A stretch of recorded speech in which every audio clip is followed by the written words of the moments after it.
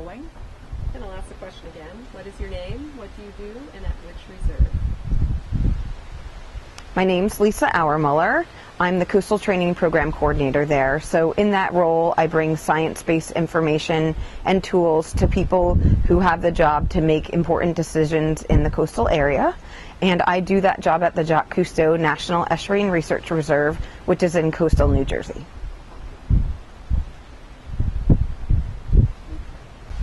I'll ask the question again. Why do you think collaboration is a good approach for coastal resource management? I think collaboration is a good approach for coastal resource management because I feel that if you don't know how the people who make the decisions are going to use information or how they even interpret that information, you can't provide it to them in a way that's usable to them. So through the collaborative process, you can get down to the nitty-gritty, understand what their needs are, understand how best to present it to them, and then it really becomes applied. It's not just science for the sake of science anymore.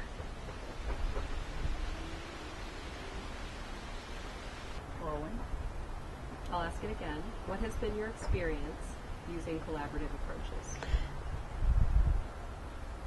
My experience with collaborative approaches has been me playing the role of the facilitator in the collaborative approach. So I've actually acted as the person who's been working with the science minds on a project, and then also the convener of the people who are going to use our products and trying to let them understand each other's opinions so that in the end we have a end project that's very usable.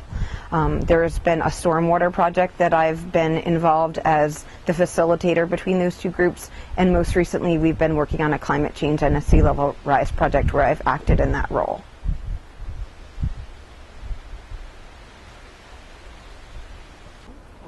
I'll ask it again. How has the use of collaboration impacted your projects? Collaboration use in our projects, and specifically I'm talking about a stormwater project that I've done and a sea level rise project that I've done, they've impacted the project. They do make the projects a little longer. The time scale at which we can do the projects takes longer because you're integrating people's perspective throughout the project. So I do think it lengthens the project, but it also makes the end product that you're producing so much more usable because you've had buy-in from your audience throughout the process. And at the end, they're excited to see what you're creating for them because they've had a role in it. So I think it takes a little longer, but in the end, you have something that's much more meaningful.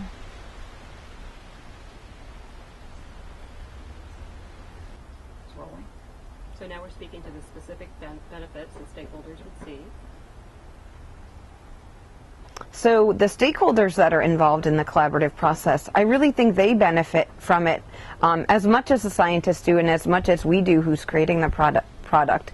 And by that I mean they've been bought in from the project we're working on from the very beginning. And their opinion about the project and the way it works, the way it functions, that's all been integrated in. In a way, they've become part of our team. So they, at the end, almost own the product or the project as much as we do. And sometimes they even feel like they can talk about it in front of other people. They're excited to share it. I've even been asked for them to be able to present it on our behalf because they're that bought in to the process because you've listened to them and cared about what they want throughout the whole process of the project. So it's a real win for them, and in the end it's a win for us because we know our project is really getting used on the ground.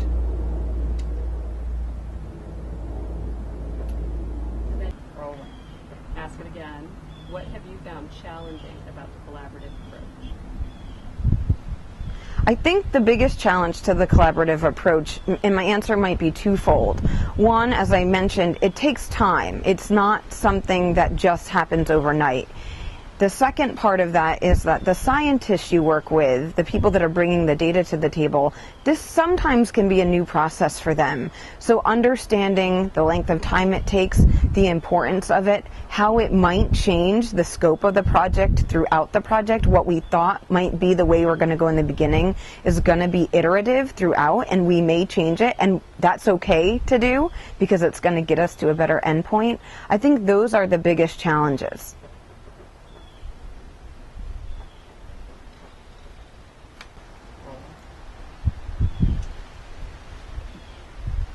So for us, the collaborative process has resulted in some pretty nice outcomes, one of which is through a stormwater website that we were able to build.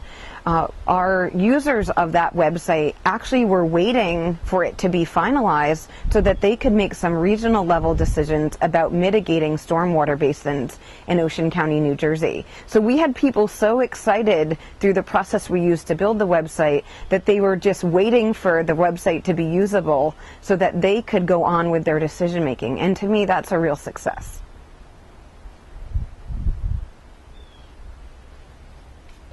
Rolling. So one perceived barrier of the collaborative approach could be the fact that it definitely takes more time than maybe a more traditional approach that's been used.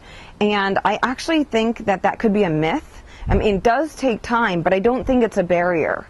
I think that actually the time it takes is so precious, and you get so much great feedback and buy-in from the audience you ultimately hope will use the applied research, that by the end, the time it took is well worth it, because the investment pays off by having a product that's actually being able to be used in an applied coastal management realm. For us, it was a stormwater website that ended up being used to help delegate out $10 million worth of stormwater funding for a basin restoration project. And that project took us 3 years to build because we beta tested it and we've did a needs assessment up front. But in the end, we know it actually is being used on the ground.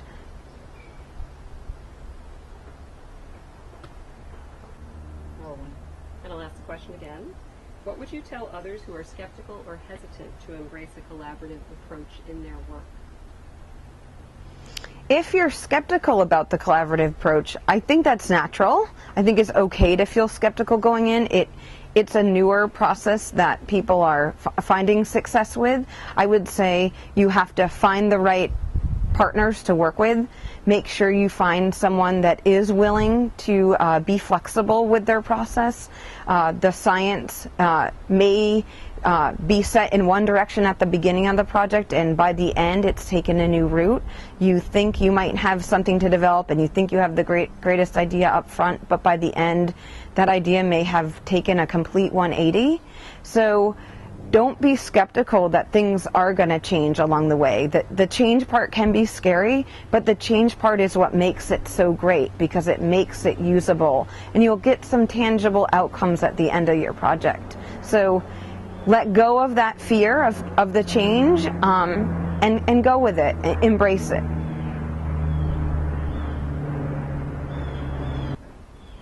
I'll ask the question again. Is collaboration always a good idea or the right thing to do?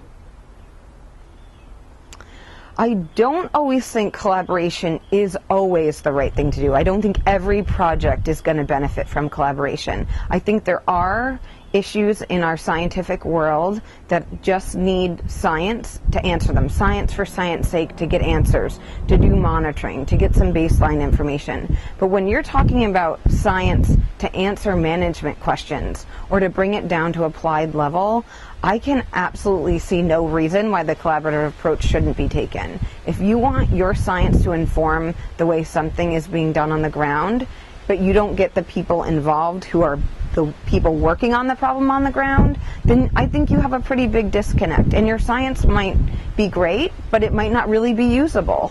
So I think there's a time and a place for collaboration, and if you have an issue that really could use science-based information to get to a management answer, then yes, for sure, I think you should be using the collaborative approach.